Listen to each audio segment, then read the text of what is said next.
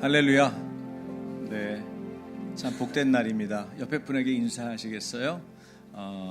제 옆에 앉아줘서 고맙습니다. 사랑하고 축복합니다.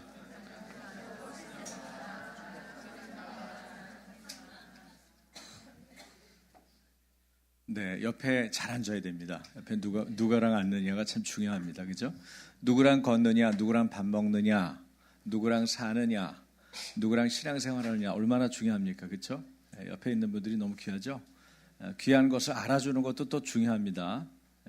귀한 줄을 계속 얘기를 하고 말해주는 것 참 중요해요. 부부관계를 잘 갖는 요령 중에 하나도 그죠? 고백을 잘하는 거예요. 말을 잘하는 거예요. 자녀하고 부모 관계를 잘하려면 어떻게 됩니까? 역시 말을 잘해야 돼요. 아이들한테 그 얘기했어요. 야, 이거 된다고 까불지 마라. 너 예쁘다, 잘생겼다 이렇게 듣는 친구들 있지? 야, 이거 가지고 까불지 마. 하나님은 어떻게 하신대요? 외모로 보지 않고 마음의 중심을 본다고 했잖아요. 오히려 이게 안 되는 분들이 유리한 거예요. 감사할 줄 알아야 돼요. 나는 조금 안 된다 그러면은 하나님 감사합니다. 그런 걸로 제가 헷갈리지는 않을 것 같습니다. 얼마나 감사한 거예요? 그 생각할 줄 알아야 돼요. 뭘 좀 가지고 있고, 뭘 좀 배웠고, 가방끈도 길고, 여러분 뭐 갖춰진 게 많아요? 여러분 긴장해야 돼요. 그것 때문에 하나님 놓칠 수 있고, 복음을 놓칠 수 있고, 내가 다르게 평가될 수 있어요. 사실 이 외모가 되는 사람들 만약에 생각해 보세요. 지가 노력했어요? 지가 뭐 하나 한 거 있어요? 물론 뭐 쌍꺼풀 수술 뭐 이런 거 해서 더 이뻐진 건 있겠지만은 그것도 지가 노력한 것도 아니잖아. 의사가 노력한 거지. 자기가 노력한 게 없어요. 그렇죠? 겸손해야 돼요. 잘생겼다. 뭐 그런 얘기 듣고 자랐다. 그래서 나는 좀 외모에 더 신경을 쓴다. 머리 감고 뭐 바르는데 10분 이상 걸린다. 그런 사람들은 특히 긴장해야 돼요. 마음의 중심은 어때요? 여러분 내면은 하나님이 보실만 하세요? 야, 넌 됐다 그렇게 말씀하실 것 같으세요? 제가 이 손현보 목사님 책 읽으면서 그런 생각을 많이 했어요. 이분이 여학생들이랑 같이 앉으면 여학생들이 안 앉으려고 했던 1순위였더라고. 냄새 나지. 가난했거든요. 옷도 못 갈아입고 일만 잔뜩 하고 오니까 땀 냄새 나지. 외모가 지금은 괜찮으신데 제가 볼 땐 이 정도면 괜찮은 거 아니에요? 근데 그때는 이렇게 어렸을 때 봤을 때는 나이 들어 보이고, 20살인데 26살인 줄 알았대잖아. 저는 26살인데 20살인 줄 알았거든요. 그래서 간호사가 반말해서 나중에 알고 보니까 나보다 어리더라고. 주사를 놓으면서 여기 좀 똑바로 여기 엎드려봐. 뭐 반말을 하더라고요. 그래서 이 사람이 내가 나이가 그래도 꽤 되는데 그러네. 나중에 실례지만 간호사님 나이가 어떻게 되세요? 나보다 어려. 동생이네. 딱 그랬더니 20살인 줄 알았대. 근데 이분은 거꾸로 해요. 20살 때 전도사로 나갔는데 26살인 줄 알고 그 소문이 26살 전도사님으로 퍼져가지고 그냥 내버려뒀대. 20살 전도사님이 사역하기는 어려우니까. 뭐 그런 스토리가 있죠. 제가 이번 월요일 날 배로 가요. 면회가 연결이 됐어요. 너무 감사하게 갑작스럽게 끼어들긴 했는데 다 예스가 돼서 여러분들 중에서 전원 할 말이 있으신 분들은 카톡을 주시든지 메모를 주시든지 그러면 제가 한꺼번에 쫙 정리해가지고 우리 애들은 카드 쓸 거고 전달을 하려고 그래요. 격려가 필요하죠. 나라를 위해서 교회를 위해서 다음 세대를 위해서 그렇게 힘써서 싸웠는데 말이 없다. 다 생각은 다 있죠. 아유 저분 좀 열심히 하셨는데 아유 저분 너무 귀한 일 하셨는데 마음은 있어. 근데 말을 안 해. 그럼 어떻게 될까요? 몰라요. 말하지 않는데 어떻게 알아? 여러분이 복음을 안 전해가지고 딴 사람들이 복음을 못 받아들이고 있는 거예요.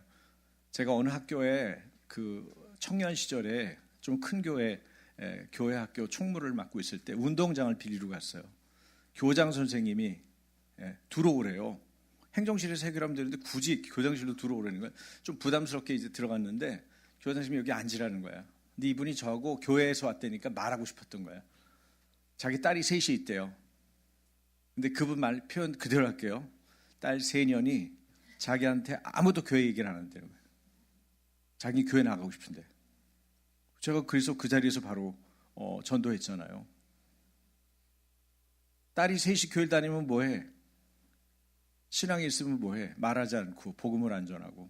심각한 거죠. 오늘 우리가 복음을 들었는데, 그래서 복음을 듣고 우리도 바뀌어서 이렇게 예배하는 나라가 됐는데, 예배하는 교회가 됐는데, 그 부분에 대해서 여러분이 생각보다 정리가 안 돼 있거나 잘 모르시는 분들이 있을 것 같아서 제가 내려왔고요. 또 하나는 여러분, 정동에 가면 정동에 뭐 할 때 있냐? 요새 데모하기 시끄럽기만 하다 그렇게 생각하는 분들 있죠. 정동에 가면 선교사님들의 발자취를 밟을 수가 있어요. 아주 좋은 장소가 많아요. 그래서 여러분들한테 여행 가이드로서 여러분에게 소개를 좀 해드릴까. 제가 여행을 제일 잘해줄 수 있는 데는 여기 69만 평 상암동에 5개 공원입니다. 제가 여기는 우리나라에서 제일 최고의 가이드를 할 수 있어요. 어디 안 가본 데가 없기 때문에 구석구석 우리 아이들하고 YP 클럽에서. 그래서 제일 안내를 제일 잘할 수 있고요. 날씨랑 상관없이, 계절과 상관없이. 그 다음에는 요번에 가보니까 정동도 꼭 가봐야 될 동네더라고요. 특히 가을철에는 빨리 가보면 좋아요. 잎 다 떨어지기 전에. 가을 하거든요. 그래서 보시면서 여러분이 좀 보면 좋겠다. 그런 의미에서 오늘 말씀을 좀 나누겠습니다. 기도했지만 제가 한 번 더 기도할게요. 살아계신 아버지 하나님, 우리나라 한국교회 또 우리들이 복음을 받아들이게 된 것은 거저 주어진 것이 아니라 하나님의 특별한 은총과 많은 분들의 하나님의 말씀을 맡은 자들의 헌신이 있었기 때문에 여기까지 온 것을 압니다. 하나님 도와주셔서 이 말씀을 통해서 우리가 맡은 복음이 어떤 것인지, 우리가 이 맡겨진 복음을 어떻게 해야 되는지 주님 앞에서 다시 우리의 거룩한 부르심을 확인하는 자리가 되게 해 주옵소서. 예수님 이름으로 기도합니다. 아멘. 제목 한번 읽어볼까요?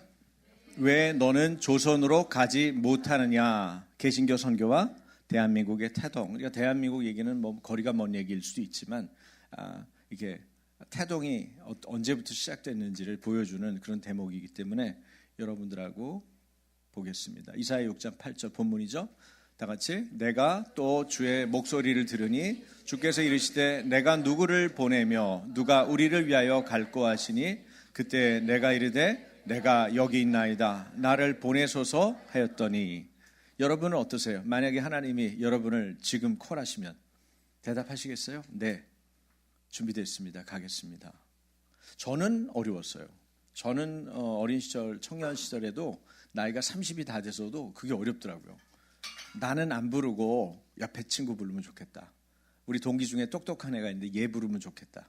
성품이 좋고 말재주가 좋고 또 걔가 말하면 사람들이 웃고 그런 친구가 하면은 잘할 것 같잖아요. 그래서 그런 친구들이 부르면 좋겠다. 저희 동기만 제가 재수할 때 행사를 하나 이벤트를 진행했는데 제가 충신교회 출신이거든요. 충신교회 동부천동에 연예인들도 많이 다니고 하는 교회인데 그 충신교회에 저희 나이 또래가 제가 재수할 때 끌어모으니까 60명이 넘었어요. 동기만 똑같은 나이 애들. 물론 재수생이 부르니까 부담돼가지고 대학생들이 다 튀어나왔어요. 교회 평소에 안 나오던 애, 출석 안 하던 애들까지. 그렇긴 하지만 많이 모였죠. 60명이 넘는 애들이. 그래서 앞에서 뭐 풍선 가지고 YP를 했죠. 뭐 뒤로 돌려라, 옆으로 돌려라, 위로 돌려라. 그냥 뭐 맡으면 하는 거니까 긴장이 되는데 그걸 진행을 어떻게 했어요. 그때 제 기억으로 그날 이웅평이가 북한에서 미국기를 타고 우리나라로 온 날이에요. 여기 뭐 사이렌이 울리고 전쟁이 일어난 줄 알고 난리가 나고. 예. 근데 그런 날에 하필이면 그런 시간을 가져서 기억이 지금도 납니다. 그런데 다 괜찮은 애들이 많았어요. 공부도 잘하고 지금도 뭐 교수하는 친구도 있고 뭐 어디 건축회사의 사장 출신도 있고 그만두고도 부사장으로 다시 또 가고 뭐 실력들이 좋은 거죠. 뭐 이비인후과 의사도 있고 뭐 쟁쟁한 애들이에요. 또 재주가 많아서 말하면 계속 웃기고. 근데 저는 제가 웃기려고 노력해도 잘 못 웃겨요. 그래서 노력을 안 해요. 해봐야 소용없으니까. 근데 그런 친구들이 있으니까 당연히 또 형제들 중에서도 저 말고도 다른 형제들이 원체 인간관계가 좋고 다른 분들하고 잘 친하게 지내고, 저는 이렇게 조용히 몇 사람만 사귀는 걸 좋아하는 스타일이니까 그런 형제들 중에서 누가 그런 생각을 했지, 제가 부르심 받고 손 들고 이러는 건 부담스러웠거든요. 그런데 오늘 보니까 이사야는 달랐네요. 하나님의 마음을 받았죠. 누구를 보내며 우리를 위하여 누가 가면 좋을까? 하나님이 그런 마음을, 안타까운 마음에서 말씀하셨는데 이사야는 준비가 되어 있는 거예요. 여러분, 준비된 사람과 준비되지 않은 사람이 대답이 다르죠. 내가 여기 있습니다. 저를 보내주세요. 이렇게 얘기하잖아요. 저는 우리 교회 가족들이 또 우리 예꼬들이 이런 대답을 할 수 있는 믿음의 사람들이 되기를 축복합니다. 하나님이 컬링할 때 바로 반응할 수 있는, 마치 안 불러주면 서운할 것처럼 미리 대기하고 있다가 무슨 부름을 받든지 그 부름에 대답하기를. 부르심에 응답하는 거는요, 참 복된 일이에요. 하나님의 부르심대로 사는 거는 비교할 수 없는 복된 일입니다. 그래서 부르심을 따라 사는 게 가장 행복한 거예요. 그게 어떤 일을 하든 무슨 생각을 하시든지 그렇다는 거예요. 근데 그런 반응을 보였던 분들이 우리나라가 다 망가지고 있을 때 있었다는 거죠. 자, 이제 인도를 곧 갈 거 아니겠어요? 인도를 보면은 인도에 4개 계층이 있죠. 원래 있었던 선주민, 주민들은 정복이 되면서 이분들이 제일 말단으로 내려가죠. 수드라, 노예가 됩니다. 그리고 그 위에 서민이 있고, 이들은 납세의 의무가 있어요. 그 다음에 크샤트리아, 정치와 군사를 담당하는 왕족과 무사. 그 다음에 제사의식을 거행하는 브라만, 사제죠. 우리가 무슨 능을 가면요, 능을 가면 높은 그 길이 있고 옆에 이렇게 골처럼 조금 낮은 길이 있어요. 그래서 제가 애들한테 물어봐요. 왕은 어디로 걸었겠냐? 그랬더니 애들이 전부 높은 데로 걸었을 거라고 그래요. 아니죠. 틀렸어요. 제사장이 높은 데로 가고 제사를 하러 가는 거니까 왕은 옆에서 따라가게 돼 있어요. 이 오른쪽 길에. 근데 여기도 보니까 브라만 사제가 제일 높죠. 이런 4개 계층으로 철저하게 사실은 차별이 되고 있는 데가 인도죠. 그러니까 우리가 그 인도 중에서도 제일 힘들다는, 위험하다는 북인도를 지금 선교하고 있는 거예요. 그래서 여러분, 인도 선교를 놓고 지금도 기도를 하고 있지만 많은 분들이 전교인이 구체적으로 기도를 해야 돼요. 이건 생사 문제예요. 영혼을 구원하는 문제입니다. 그리고 우리나라도 복음이 들어왔기 때문에 지금의 멀쩡한 나라가 된 거예요. 물론 지금 멀쩡해지지 않고 있지만은. 자, 이 인도가 그렇고요. 자, 우리나라를 보니까 우리나라는 왕이 있었고, 그 다음에 양반이 한 10% 정도 있었고, 그 다음에 평민이 50%, 그 다음에 천민이 40% 정도 있었어요. 그러니까 여기도 4개 계층으로 있었고, 사실은 엄밀하게 말하면 3개 계층이지만 왕도 하나로 구분한다면 4계층이 있는 거죠. 이게 20세기 초에 서울입니다. 어떠세요? 살만하죠? 네. 그래도 서울은 그나마 살만한 거예요. 네. 그리고 또 이랬습니다. 여기 남대문입니다. 왼쪽이 1904년에 남대문 시장. 그리고 오른쪽에 북한산 인왕산 자락이 보이는 아까 그 자리에서 다시 찍은 거죠. 네. 여기 보면은 전차가 있습니다. 전차 타보셨나요? 네. 전차 타보신 분은 많지는 않을 것 같은데 전 타봤습니다. 전차 재밌습니다. 이렇게 얼른 올라타면 됩니다. 네, 오른쪽에. 자, 양반이죠.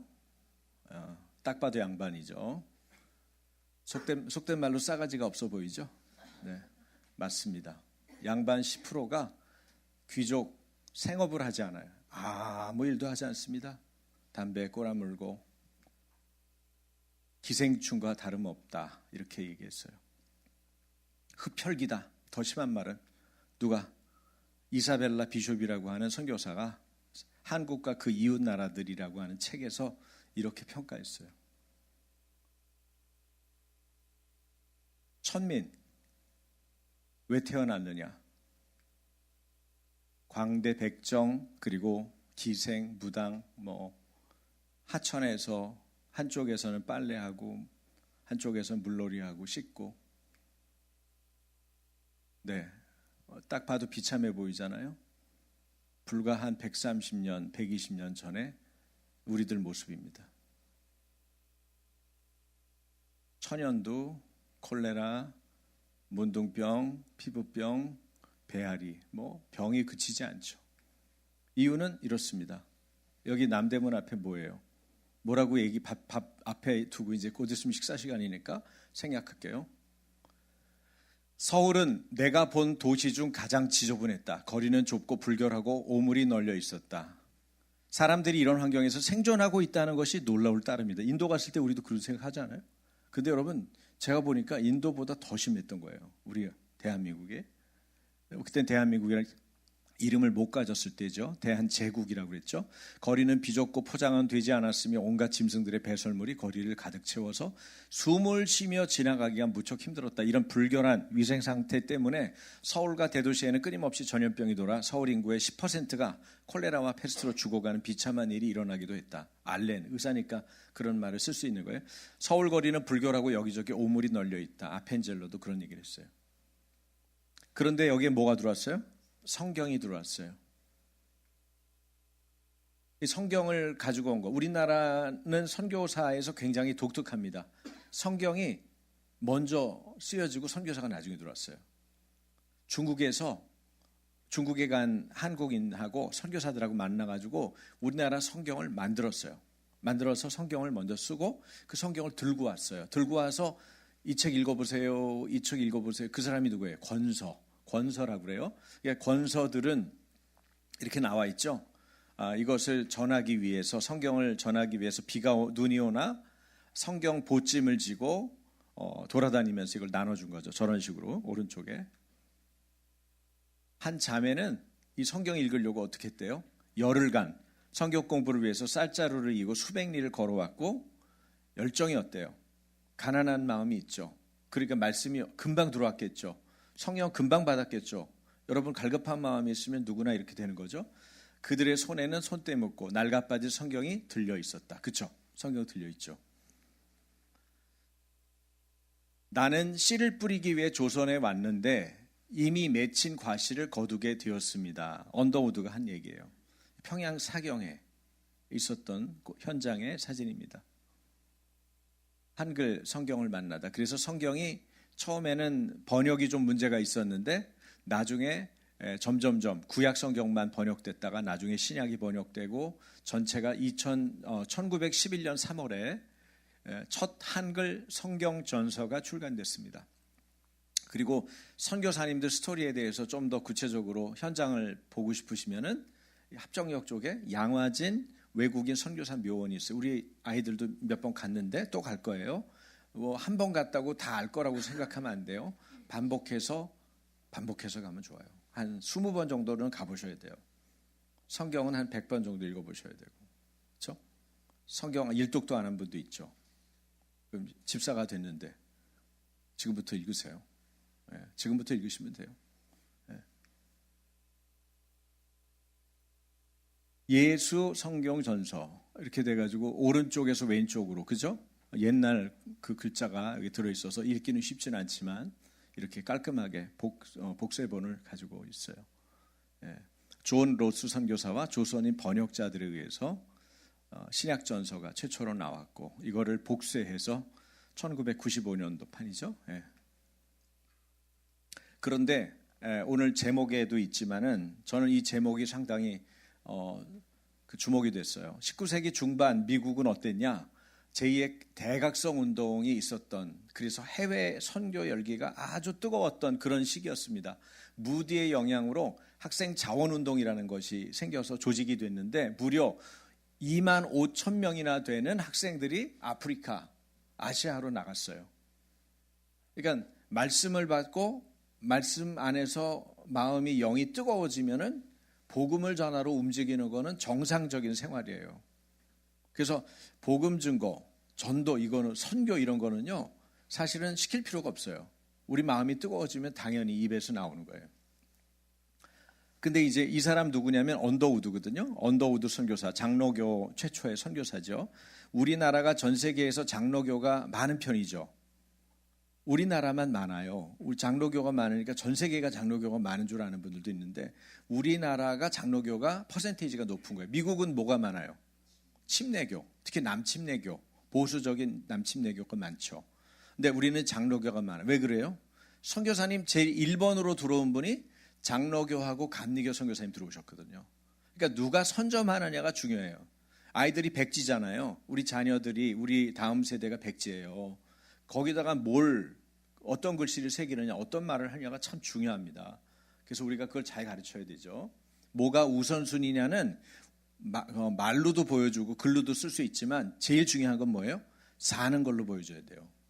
예를 들어서 횡단보도를 건너는데 막 아무데나 막 건너. 그러면서 야, 너 건널 때는 신호등 보고 건너야 돼. 지금 엄마가 급하니까 가는 거야. 확 데리고 가. 그리고 그걸 반복해. 그냥 가끔 하는 것도 아니고 반복해. 그리고는 애가 지켜주기를 바래. 지킬까요? 안 지킬까요? 안 지킵니다. 말이 그렇게 중요한 거예요. 예배는 중요한 거야. 예배는 빠지면 안 돼. 그리고 그 예배 어떻게? 에? 중간에 야, 오늘 시험 보는 날이잖아. 그냥 가. 중요한 시험이잖아. 가. 그때 어떻게 결론이 날까요? 예배는 안 중요한 걸로 결론이 나는 거예요. 그렇게 중요한 거예요. 근데 이 사람 보세요. 언더우드는 어려서부터 꿈이 선교사였어요.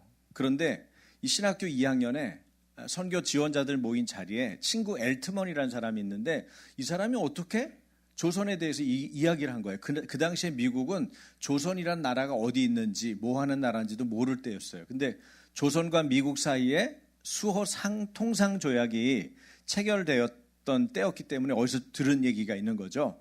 그런데 이 사람이 뭐라고 그러냐면 야, 조선에는 약 1300만 명의 조선인들이 복음을 듣지 못한 채 살고 있어. 복음문이 열리도록 기도하자. 이런 내용이었어요. 그런데 이 사람은 뭘 준비하고 있었냐면 여러분 충격적이게도 인도를 준비하고 있었어요. 인도어를 배우고 있었어요. 인도 선교를 준비하고 있었다고. 그래서 조선에 갈 생각은 한 번도 없는 사람이 언더우드였어요. 왜? 인도어를 준비하고 인도 갈 준비를 했으니까. 그런데 보니까 다른 신학생들도 별 반응이 없는 거야. 그런데 하나님이 이 언더우드에게 말을 하신 거예요. 뭐라고? 왜 조선으로 너는 가지 못하느냐? 충격적이죠. 그냥 앞뒤도 없어. 하나님 말씀 원래 그래요. 그런데 하나님의 콜링은 어떠냐면 그 말을 들으면 그 말이 떠나질 않아요. 여러분 하나님 음성 들어본 적 있어요? 이 책에 보면은 12번 하나님의 음성을 목사님 들으셨다고 써있잖아요. 12번의 음성과 13번의 환상 13번 보고 저희도 목회자지만 많이 듣는 건 아니거든요. 근데 결정적인 순간에 하나님 말씀하실 때가 있어요. 내가 안다. 따라 안심하라. 교회에 대해서 이렇게 해라. 뭐 그런 말씀을 하실 때가 있어. 그럼 그 말은 뭐 믿고 말고 할 것도 확실하게 믿어지는 거죠. 그 말이 들렸는데 그 다음에 문제는 해결되는 거예요. 그 말 하나 들었는데 환경은 안 바뀌었는데 그 하나님의 말씀을 들은 걸로 인해서 다른 거가 문제가 되지 않는 거예요. 그런 경험들을 통해서 하나님이 말씀하시는구나. 그리고 그 말씀이 얼마나 큰 영향력을 미치는지를 알죠. 근데 이분은 뭘 들었어요? 왜 조선으로 너는 가지 못하느냐? 언제 안 가려고 한 건 아닌데, 그죠? 딱 말씀을 하신 거야. 그래가지고 자기 자신이 조선 선교를 해야 되는구나. 그리고 인도를 포기하고 자기가 계획했던 언어까지 배웠던 인도를 포기하고 조선으로 왔던 분. 그분이 언더우드예요. 우리 장로교의 출발점. 할렐루야. 이런 멋진 분이 공부도 잘하셨대요. 그때 우리 서울의 모습이죠. 자, 같이 읽겠습니다. 흑암에 앉은 백성이 큰 빛을 보았고 사망의 땅과 그늘에 앉은 자들에게 빛이 비추었도다 하였느니라. 하나님은 빛을 비추시는 분이에요. 여러분의 삶에 어둠이 있을 때 누가 들어오시면 그 어둠이 떠나가겠어요? 하나님이 들어오시면 돼요. 그래서 대한민국에 지금 어둡잖아요. 어떻게 하면 돼요? 하나님이 대한민국에 강력하게 임재하시도록 구하는 거예요. 두 가지가 필요해요. 하나는 복음 전도, 또 하나는 하나님의 임재. 여러분 이게 가장 결정적인 기도 제목이에요. 법도 바꿔야 될 거고 조례도 바꿔야 될 거고 사람도 바꿔야 될 거고 여러 가지 뭐 싸워야 될 부분도 많고 낙태에 반대도 운동도 해야 되고 많죠. 수만 가지 수천 가지가 있잖아요. 근데 가장 핵심은 뭐예요? 복음 전도와 하나님의 임재예요. 그 모든 것의 키예요. 그거를 염두에 두고 나머지는 하는 거예요. 아시겠죠?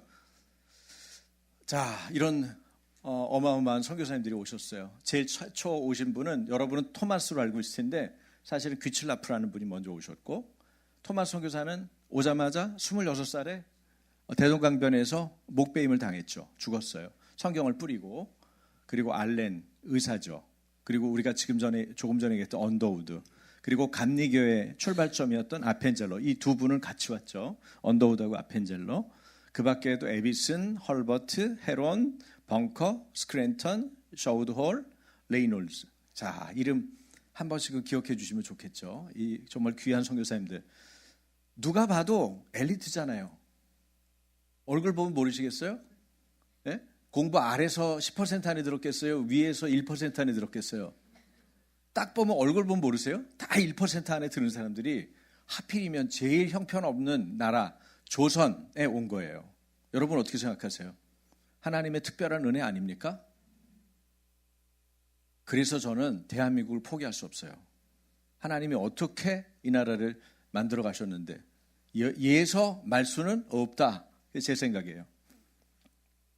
주의 성령이 내게 임하셨으니 다 같이 이는 가난한 자에게 복음을 전하게 하시려고 내게 기름을 부으시고 나를 보내사 포로된 자에게 자유를, 눈먼 자에게 다시 보게 함을 전파하며 눌린 자를 자유케 하고 주의 은혜의 해를 전파하게 하려 하심이라.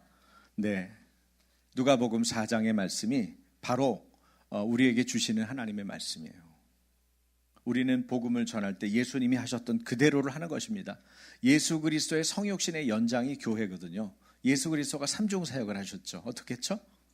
네? 가르치시고 전파하시고 치유하시고 고치시고, 그런 부분들을 우리가 기억하면서 동일하게 하는 거예요. 여러분은 교회잖아요. 예수 그리스도를 주로 고백하는 교회, 그게 여러분이에요. 여러분의 정체성입니다. 나머지는 부업이에요. 여러분의 본업은 뭐예요? 크리스찬. 예? 여러분이 복음 전하는 것이 본업인 것은 너무 확실하잖아요. 이거는 목회자들, 선교사들에게 해당되는 게 아니고 우리 모두에게 해당되는, 우리 어린아이들도 마찬가지고, 그 부분에 대한 정체성이 분명하겠죠. 그런데 그 사람들이 해야 되는 건 가난한 사람에게 복음을 전하게, 포로된 자에게 자유를, 눈먼 자에게 다시 보게 함을, 눌린 자에게 자유케 하는, 그래서 주의 은혜의 해를 전파하고 선포하는 거죠. 그게 우리의 몫이죠. 그래서 복음의 핵심은 바로 자유, 구원에 있습니다. 뭐로부터의 자유입니까? 죄로부터 자유죠. 또 질병과 가난과 억압으로부터의 자유예요. 그래서 복음이 들어가면, 복음이 들어간 곳마다 죄가 떠나가고 어둠이 떠나가고 질병이 떠나가고 가난이 떠나가고 억압이 떠나가는 거예요. 그래서 복음만큼 차별을 없애는 그런 강력한 길은 없는 거예요. 근데 나머지 뭐 다른 거를 하려고 그러니까 안 되는 거죠. 토마스 선교사가 온 것을 그림으로 그린 거예요. 여기 토마스 선교사 여기 있죠. 뭐 하려고? 돌에다가 목을 얹어놓고 목베임을 당하려고 지금 있는 거예요. 순교당하시기 전의 장면이겠죠. 성경은 이미 던져서 뿌렸겠죠. 여기저기에 널려 있었을 거예요. 거기에 이 토마스 선교사 부인도 중국에 같이 갔다, 중국 선교사로 갔다가 거기에 기온도 안 맞고 기후도 안 맞아가지고 좀 약했던 것 같아요. 그래서 그분이 얼마 안 있다가 죽어요. 지금 부인이 죽은 상태야.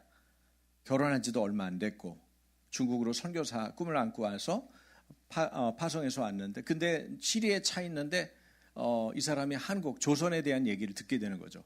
그래서 조선으로 와서 한번 들렀다가 어느 섬에 가서 뭐 성경도 좀 나눠주고 그런 일을 했다가 다시 중국으로 들어갔다가 미국 상선 제너럴 셔먼호 들어보셨죠?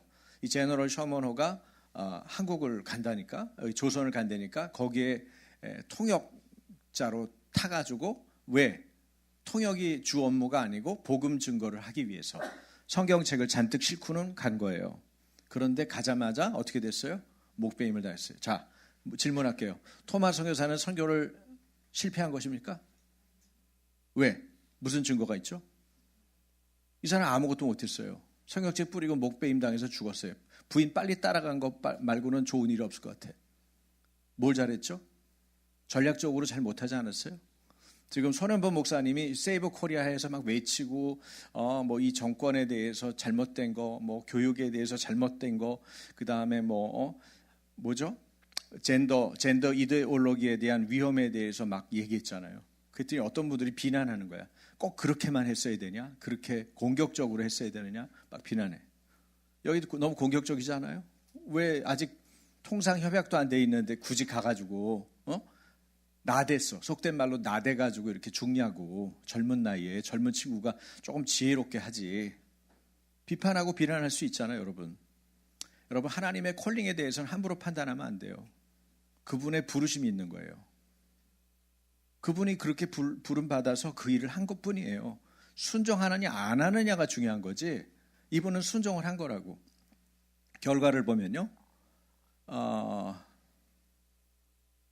대동강변에서 27살, 우리 만 나이로는 26도 안 돼가지고 순교를 했죠. 200권 정도의 성경을 부지런히 백령도에서 강화도에서 사실은 2개월 동안 나눠준 적도 있는데 이번에도 또 그렇게 할 수 있다고 생각하고 성경을 싣고 갔지만 1866년 9월 5일 날 배는 그 불을 질러가지고 다 타고 사람들이 다 뛰어나오니까 다 거기 탔던 미국인들 다 죽이고 선교사님도 대동강변에서 순교를 한 거예요. 근데 이 토마 선교사님이 성경을 전해줬을 때 목을 벤 사람이 박충건인데 이 사람이 나중에 평양교회 장로가 됩니다. 신기하죠? 그리고 여기 최칠양이라는 사람인데 이때 12살이었거든요. 12살이었던 이 소년은 성경책을 누구한테 주느냐면 박영식이한테 줘요. 근데 성경책 딱 종이를 만져보니까 종이가 매끌매끌하고 종이가 좋거든요. 좀 버리기는 아까운 거야. 그래서 어떻게 벽지로 써요. 성경책으로 전부 더덕더덕 우리 한국이 그때 조선이 가난했으니까 벽지를 써가지고 붙였는데 거기가 이 사람이 자꾸 이 성경을 읽게 되는 거야. 글씨가 써 있으니까 한글로. 도대체 뭐라고 썼는데 저걸 그렇게 많이 던진 거야? 젊은 친구가 와가지고 그 짓을 하다가 죽은 거야? 자꾸 생각났을 거 아니에요? 그래서 성경을 읽은 거야. 성경을 읽다가 이 사람이 예수님을 믿어요. 성경만 읽다가. 그래가지고 널다리골 교회, 원래 널다리 교회가 아니고 널다리골 교회인데 이게 뭐냐면 장대현 교회입니다. 평양의 그 유명한 장대현. 지금은 김일성과 김정일의 어마어마한 동상이 서 있는, 우리가 가서 빨리 끌어내리고 거기에 다시 교회를 세워야 하는 그 장소. 거기에 이 예배처소, 원래는 이 사람 집이죠. 박영십의 집을 그 예배처소로 삼아서 거기서 예배하기 시작하는 거예요. 자, 사람은 할 수 없는 일을 하나님이 그 사람의 피 흘림이나 죽음을 통해서 그걸 존귀하게 여기시는 하나님께서 어떻게 선교의 역사를 이루어 가시는지 우리는 볼 수 있는 거예요. 정동 제1감리교회, 이 사람은 아펜젤러라고 하는 선교사님인데 저희가 갔더니 그 교회 앞에 이렇게 예쁘게 동상이 세워져 있어요. 아펜젤러 선교사님 모습이고요. 몸무게가 어마어마하게 빠졌다고 그래요. 여기 한국에 오셔서 20kg가 빠졌대나. 네, 이게 정동 제1교회 그대로 보존되어 있는 오른편의 교회고 왼쪽은 새 건물로 지은 거죠. 건물을 잘 보존해 놔가지고 너무 감사하게도 저희가 이렇게 들어갔는데 내부 들어가니까 이 오르간, 파이프 오르간 있고요. 그리고 여기 강대상이 있죠. 강대상에 글씨가 4글자가 써 있어요. 뭐라고 써 있을까요? 이렇게 써 있어요. 오른쪽부터 읽어야죠. 읽어보세요. 전무, 전도. 무슨 말이에요? 전도에 힘쓸 무자. 저건 오로지 전자. 오로지 전도에 힘써라. 아펜젤러 선교사님. 근데 감리교가 요새 그러고 있어요? 엉뚱한 짓 많이 하고 있죠. 네. 맨 처음에 출발점은 이렇다고. 그러니까 출발점을 계속 기억하는 게 그렇게 중요한 거예요. 오로지 전도에 힘써라 이렇게 아펜젤러 외쳤던 거를 이렇게 했어요. 예배당에서 저희가 기념사진 찍고, 그 다음에 아펜젤러가 그 제물포에 처음에 배 타고 왔을 거 아니에요. 왔을 때 이렇게 같이 읽어볼게요. 우리는 부활절 아침에 이곳에 왔습니다. 그날 사망의 권세를 이기신 주께서 이 백성을 얽어맨 결박을 끊으사 하나님의 자녀로서의 자유와 빛을 주시옵소서. 이분의 기도대로 된 것입니다. 세문안교회 첫 예배당이에요. 이거 정동의 첫 예배당은 그냥 기와집이죠.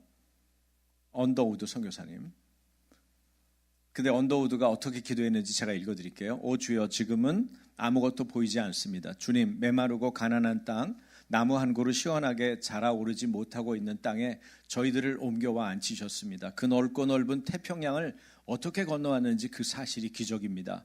주께서 붙잡아 뚝 떨어뜨려 놓으신 듯한 이곳, 지금은 아무것도 보이지 않습니다. 보이는 것은 고집스럽게 얼룩진 어둠뿐입니다. 그들은 묶여 있는지도 고통이라는 것도 모르고 있습니다. 고통이 고통인 줄 모르는 자에게 고통을 벗겨주겠다고 하면 의심부터 하고 화부터 냅니다.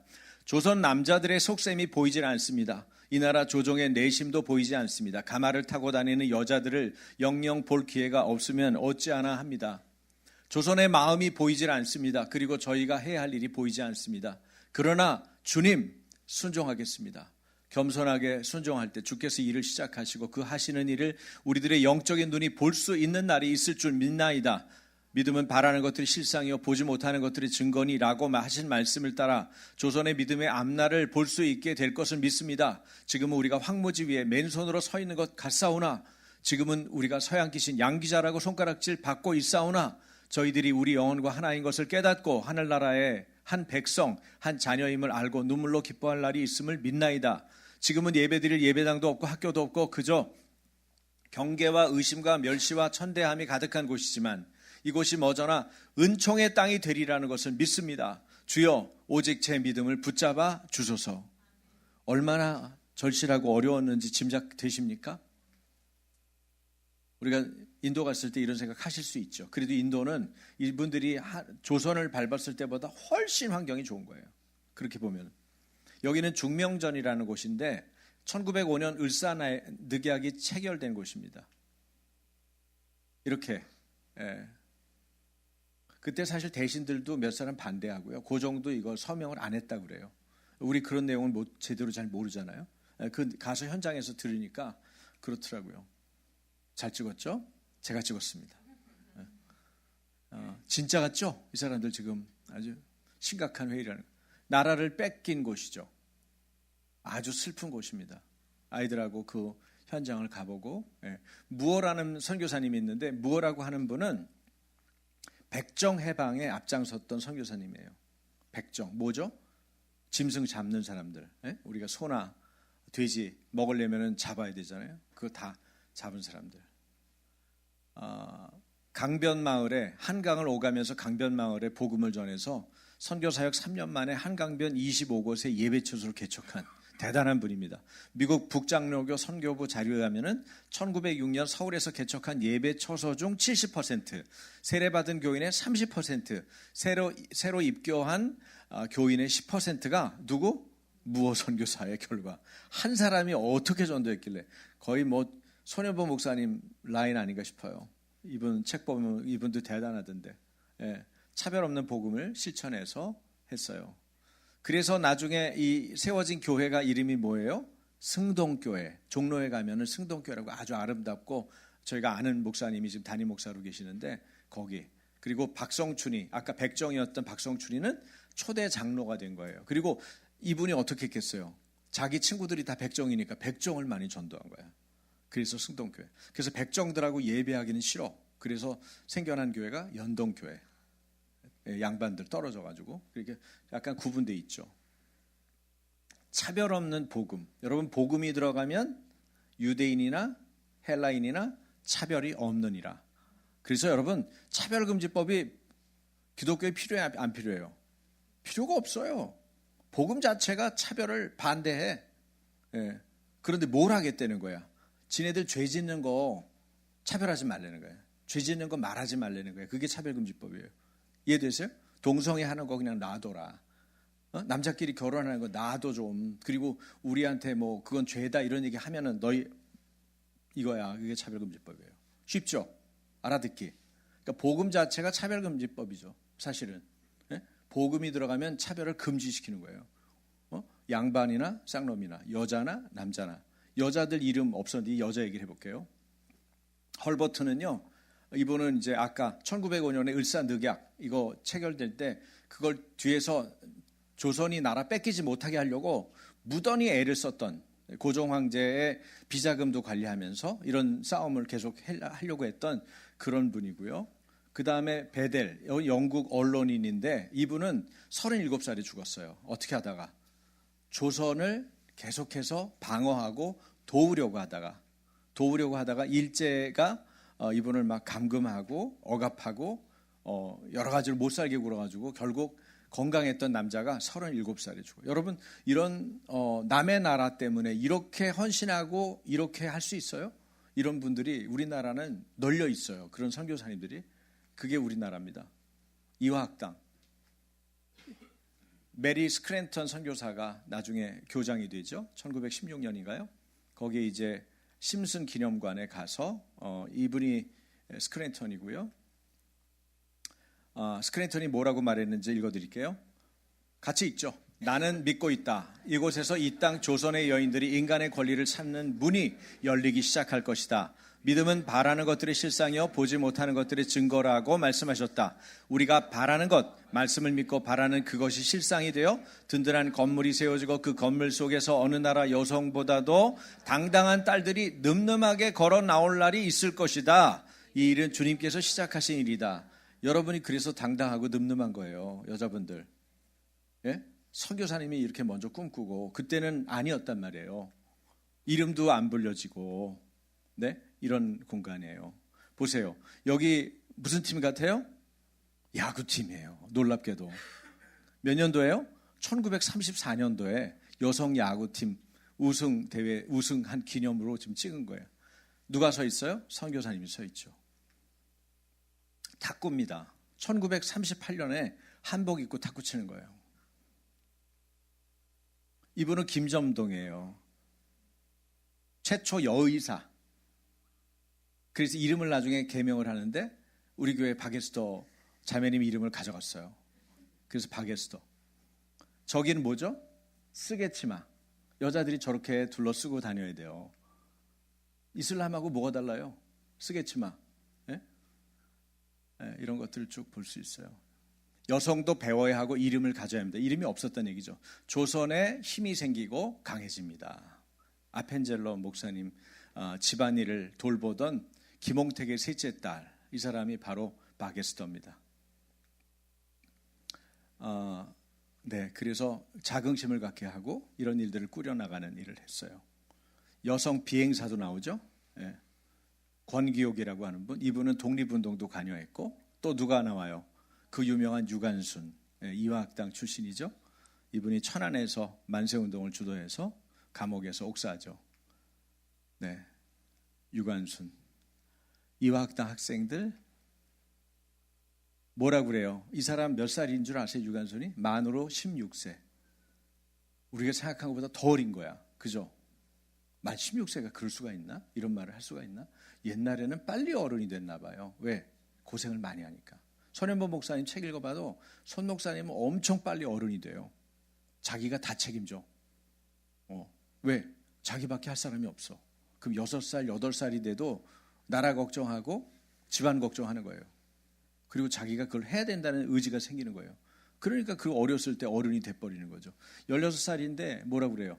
나라에 바칠 목숨이 오직 하나밖에 없는 것이 이 소녀의 유일한 슬픔입니다. 이런 말을 해요. 여러분, 지금 우리 나이 몇 살이에요? 이런 말 해보신 분 있어요? 반성해야 됩니다. 독실한 크리스찬은 결국 이런 생각까지 할 수 있어야 건강하고 성숙한 거예요. 더 대단한 분, 루비 캔드릭 선교사, 외국분이죠? 오셔서 얼마 만에 돌아가셨죠. 맹장염 때문에 1907년에 왔는데 1908년에 돌아가셔요. 26살밖에 안 돼요. 루비 캔드릭. 루비 같은 얘기를 해요. 읽어보세요. 만일 나에게 바칠 수 있는 1000개의 목숨이 있다면 그것을 모두 한국을 위해 바치렵니다. 여러분, 이런 분들의 피와 헌신과 죽음 위에 세워진 것이 한국교회입니다. 그거를 우리가 잃어버리면은 절대 한국교회를 지탱할 수가 없는 거예요.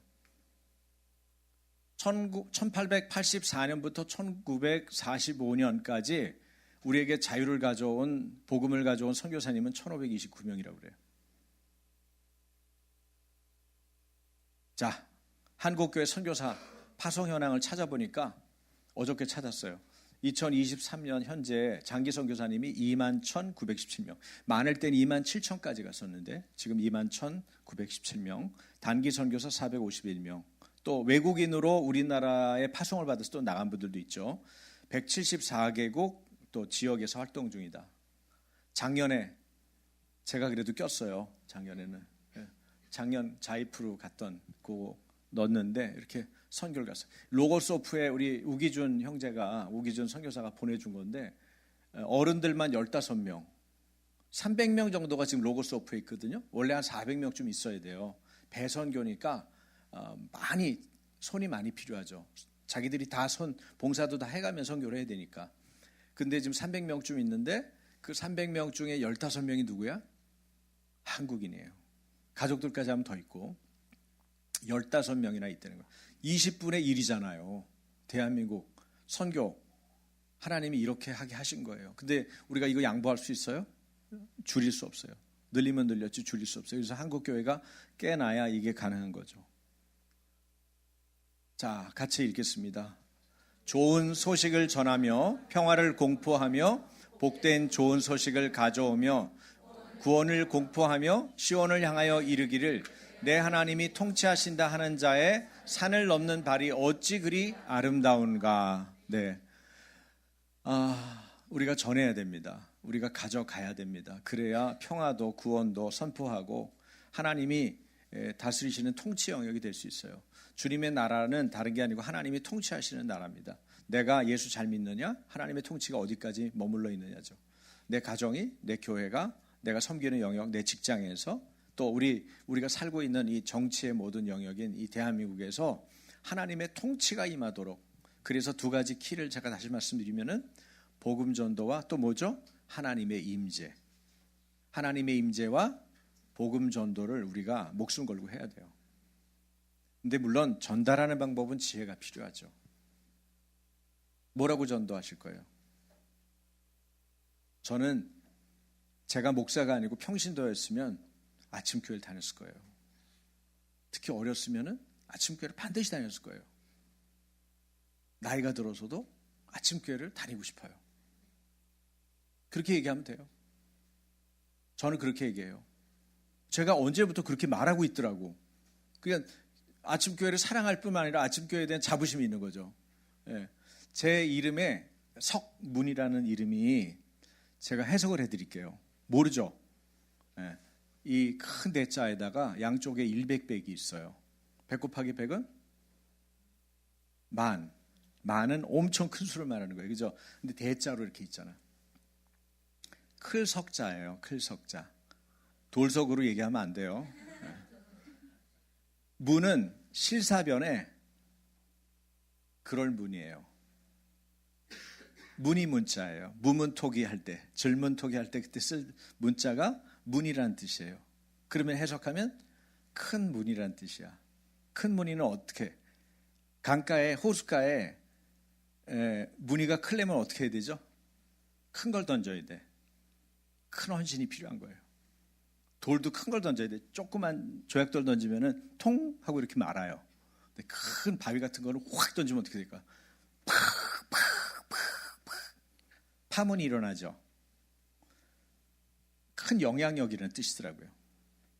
하나님이 이름을 너무 잘 지어주신 거야. 생각도 못했는데. 근데 이름값 하기가 너무 부담스러워. 저는 조용히 살고 싶은 남자거든요. 우리 가족들 좋고 우리 교회 식구들 좋으면 왔다예요.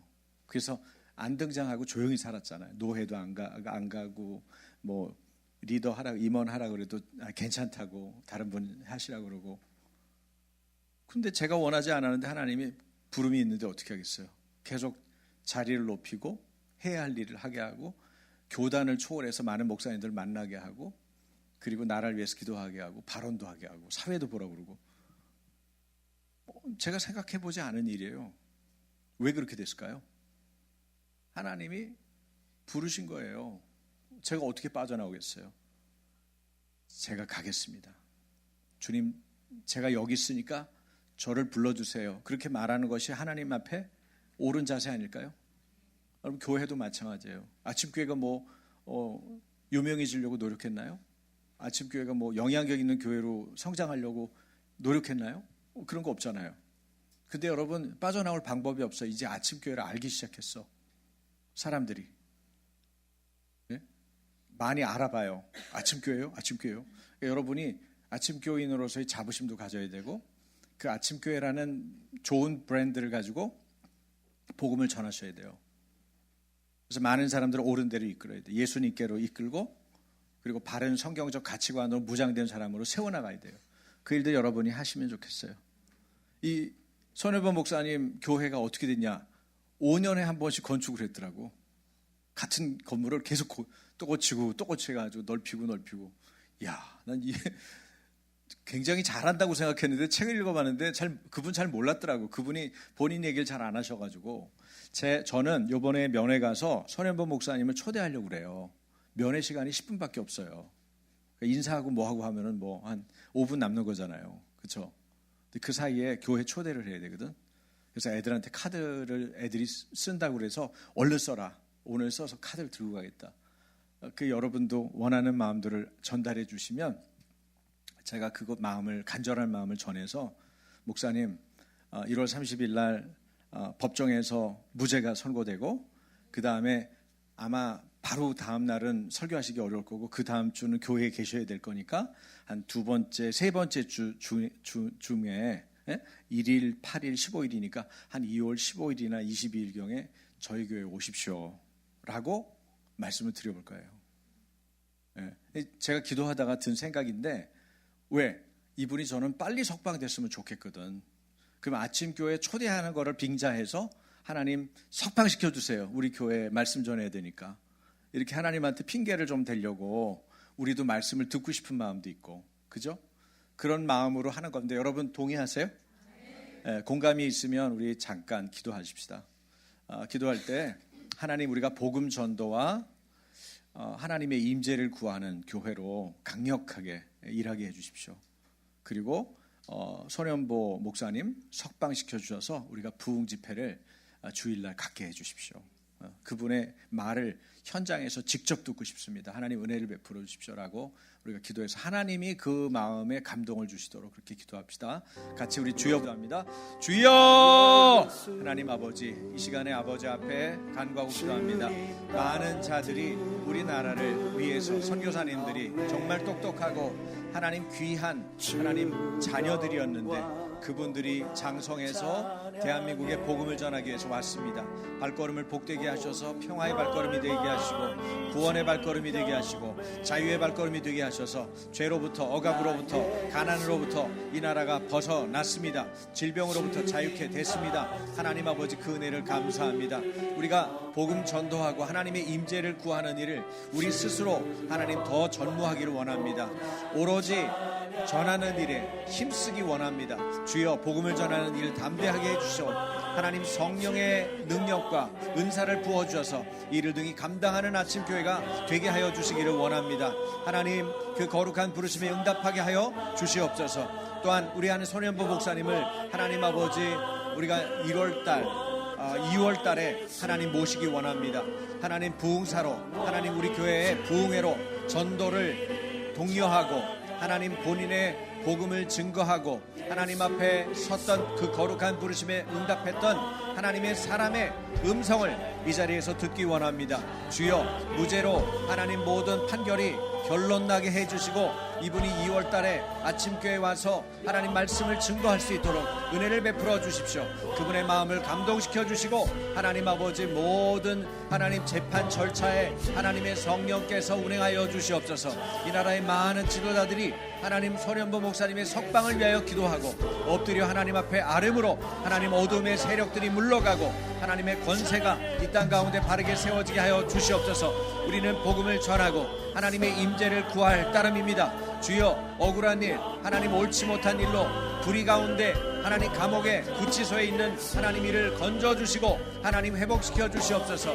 이 나라를 구원하여 주시고 하나님 한국교회를 깨워주시고 하나님께서 말씀하고자 하는 그 뜻을 이루어 주시옵소서.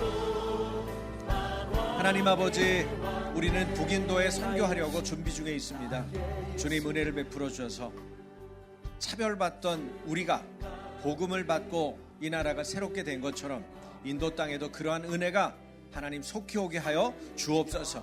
이를 위해 헌신적으로 기도하며 선교에 매진하고 있는 하나님의 종들을 강건케 하시고 평안케 하시고 모든 일에 순조롭게 하셔서 하나님 복음을 증거하는 일에 하나님의 임재를 구하는 일에 막힘이 없게 하여 주시기를 원하고 기도합니다.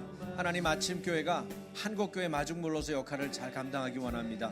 지금 종교의 자유가 침해되고 있고 하나님 이 땅에 하나님께서 주신 구원의 은혜가 하나님 소실될까 두렵습니다. 주여, 이 나라에 하나님의 은혜가 임하게 해주시고 하나님의 권능이 임하게 하셔서 모든 악으로부터 대한민국을 건져 주시옵소서. 한국교회를 깨워 주시옵소서. 손현보 목사님을 석방시켜 주셔서 2월 달에 저희가 이 주일날 얼굴을 마주대하며 함께 기뻐하며 그 복음의 말씀, 부흥의 말씀, 권능의 말씀을 직접 듣도록 하나님 은총을 베풀어 주시옵소서. 모든 것을 주께 위탁하오며 예수님 이름으로 기도합니다. 아멘. 여러분, 언더우드는 인도에 가려다가 조선에 와서 저희가 인도에 갑니다. 우리 찬양 하겠습니다.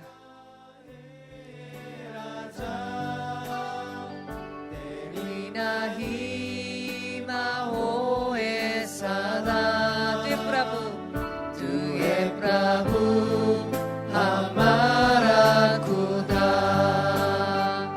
Om Gaye Hosanna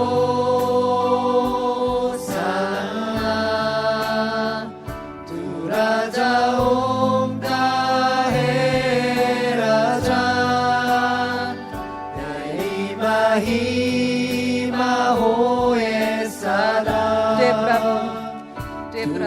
Prabhu Hamara Khuda Hamara Khuda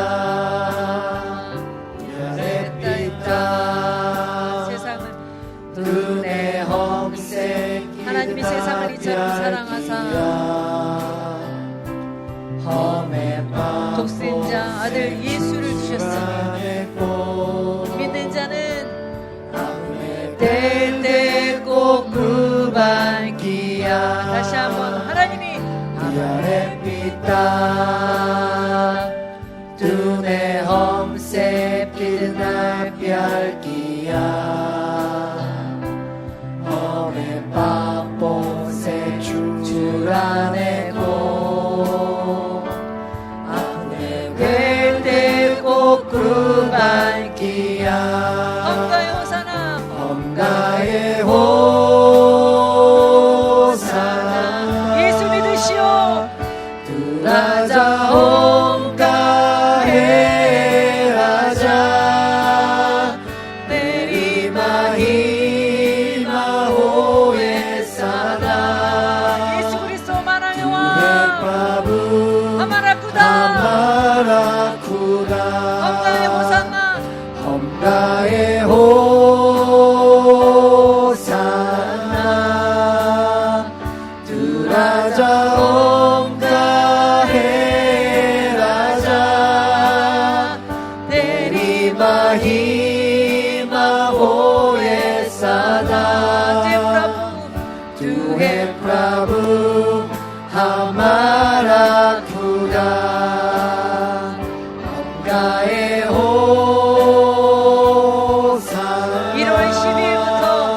1월 12일부터 일주일간 인도에 가서 수많은 사람에게 복음을 그대로 전하게 됩니다. 보내는 자나 가는 자나 같은 영으로 가는 것입니다.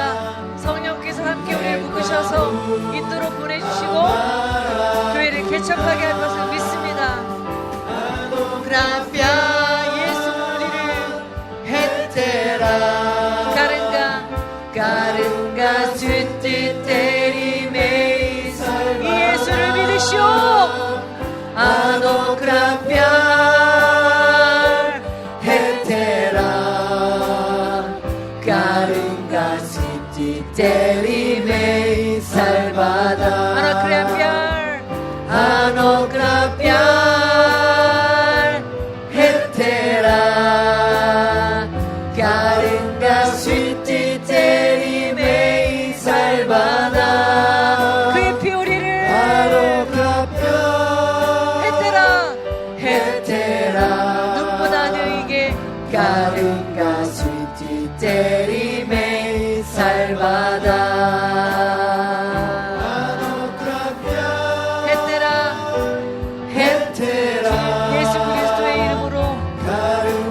3억 3천만 개의 우상을 섬기고 있는 인도 땅을 정결케 하여 주시옵소서. 그들이 모르고 짓는 죄들 회개하여 죄사함 받을 수 있도록 예수 그리스도를 보내주셔서 감사합니다. 우리 잠깐 예수님께서 같이 선교하시도록 1월 12일부터 일주일간입니다. 우리 주여 주여 삼창하고 인도에 정말 많은 사람들이 모일 수 있도록 개정방지법에 의해서 그냥 끌려갑니다. 경찰 오기 전에 빨리 전도하고 흩어져야 되는데 정말 그 시간에 정말 효과적으로 모여서 그들에게 갈급한 심령을 준비시켜 주셔서 갈 때마다 예수 믿겠다고 나와서 정말 그들에게 우리가 받는 세례보다 훨씬 더 위험성을 받지만 그것을 계기로 예배가 시작되고 교회가 시작되고 계속해서 그 일이 일어날 수 있도록 1월 12일 인도 선교를 위해서 주여 삼창하고 기도하겠습니다. 주여 주여 주여 개마카바레 네메슈디오 역사하여 주시옵소서. 역사하여 주시옵소서. 역사하여 주시옵소서. 성령이여 주여 도와주시옵소서. 성령께서 감동케 하시고 성령께서 순종케 하셔서 갑니다. 하나님 우리가 치르는 어떤 희생보다 그곳에 예수 믿겠다고 위험을 무릅쓰고 나오는 그들이 훨씬 대가가 큽니다. 그러나 그 어떤 대가보다 아버지의 대가가 크셨습니다. 예수 그리스도를 보내주시고 십자가에 매달려 우리 죄 대신 죽이시고 부활시키셨습니다. 주님 그들에게 예수라는 이름이 처음 들어갑니다. 그 마을만 갈 것입니다. 하나님 그 마을에 들어갈 때 아버지께서 얼마나 이 나라를 사랑하시는지 언더우드가 조선을 위해 죽었던 것처럼 얼마나 사랑하는 마음으로를 보내시는지 그 마음에 전달되게 하여 주시옵소서. 언더우드가 인도를 가지 않고 조선에 왔습니다. 조선에 이런 일이 날 것을 그가 몰랐겠지만 그의 미랄 같은 썩어진 죽음으로 우리와 같은 열매가 있었습니다. 또 하나의 열매를 바라며 인도를 갑니다. 주님 우리가 언더우드의 심령으로 인도를 찾아갈 때에 성경이 전달되고 성령이 전달되며 예수 그리스도의 피가 전달되어 교회가 세워지고 가정마다 나라마다 예수의 피가 묻혀지게 하여 주시옵소서.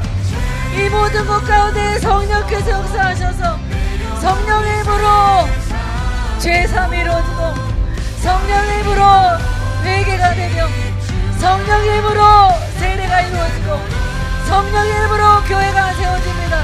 할렐루야. 1월 12일부터 일주일간 우리가 밟는 곳곳마다 성령께서 미리 가셔서 영접 발자들 예배하여 주시옵소서. 하나님 그들의 위험 쓰고 무릎 쓰고 나옵니다. 그들의 생명을 보존하여 주옵시고 하나님 우리 전도자들 전국 당국에 빼앗기지 아니하도록 체포되지 아니하도록 하나님 그들의 생명과 안전을 붙잡아 주시옵소서. 하나님 그들에게 그 어떤 자랑도 아니라 예수 그리스도를 사랑하러 갑니다.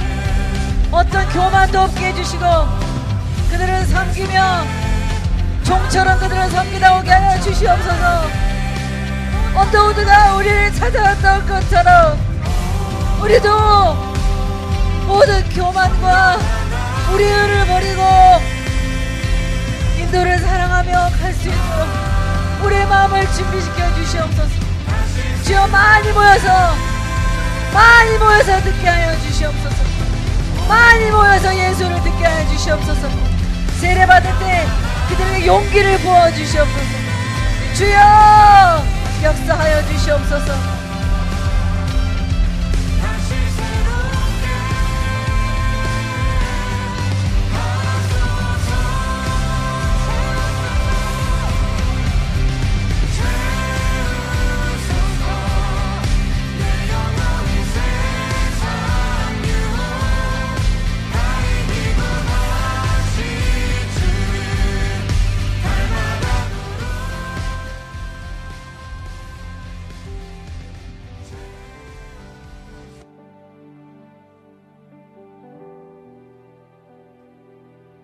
이제는 주 예수 그리스도의 은혜와 하나님의 한결같은 사랑과 성령님의 임재, 역사, 충만케 하심이 하나님 앞에 엎드려 그 거룩한 부르심에 응답하며 살기를 원하는 아침교회 모든 성도들 머리 위에와 이들의 가정과 일터 위에와 한국교회 위에와 이 나라 대한민국 위에 지금부터 영원까지 함께 하시기를 축원하옵나이다.